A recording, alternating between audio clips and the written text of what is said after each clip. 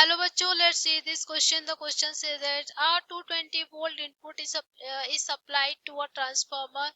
The output circuit draws a current of 2.0 ampere at 440 volts.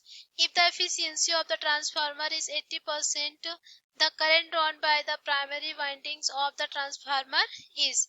इसके लिए जो हमारा की कॉन्सेप्ट है वो है ट्रांसफार्मर की कॉन्सेप्ट। तो की कॉन्सेप्ट है हमारा इसमें कि input and output voltage and current of transformer.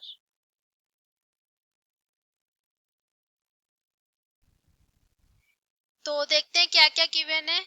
तो सबसे इसमें गिवन है 220 volt input is supplied to a transformer. Means input हम लिख लेते हैं I1 इज इक्वल टू कितना है 220 volt and the output current was a current of 2.0 means I2 कितना है हमारे पास, सॉरी V1 है, ये तो V1 है। इनपुट वोल्टेज दिया हुआ है,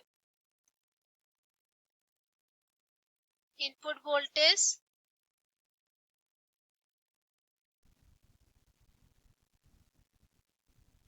V1 is equal to 220 volt and I2 given है हमारे पास 2.0 एम्पियर, 2.0 एम्पियर एंड इसका जो वोल्टेज है V2 इज इक्वल टू कितना गिवन है 440 volt and efficiency eta is equal to कितना है 80% means 80 by 100 is equal to 0.8।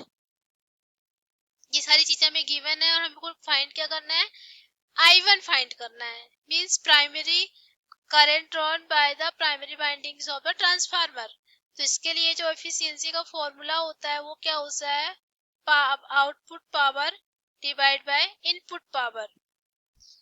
तो eta is equal to output power, power का फॉर्मूला क्या होता है V2 into I2 divide by V1 I1। ये हो गया फॉर्मूला। फॉर्मूला में सारी वैल्यू रख जो गिवन है वो रख लेते हैं। तो ईटा इज इक्वल टू है 0.8 इज इक्वल टू V2 कितना है हमारे पास 440 एंड I2 कितना है 2 एम्पियर डिवाइड बाय I1 हमें फाइंड करना है एंड V1 हम कितना गिवन है हमारे पास 220। तो यहाँ से जब हम I1 की वैल्यू निकालेंगे तो I1 आ जाएगा हमारे पास I1 इज इक्वल टू कितना हो जाएगा 0.440 मींस 880 डिवाइड बाय 0.8 इंटू 220। तो इसकी वैल्यू आ जाएगी हमारे पास 5.0 एम्पियर।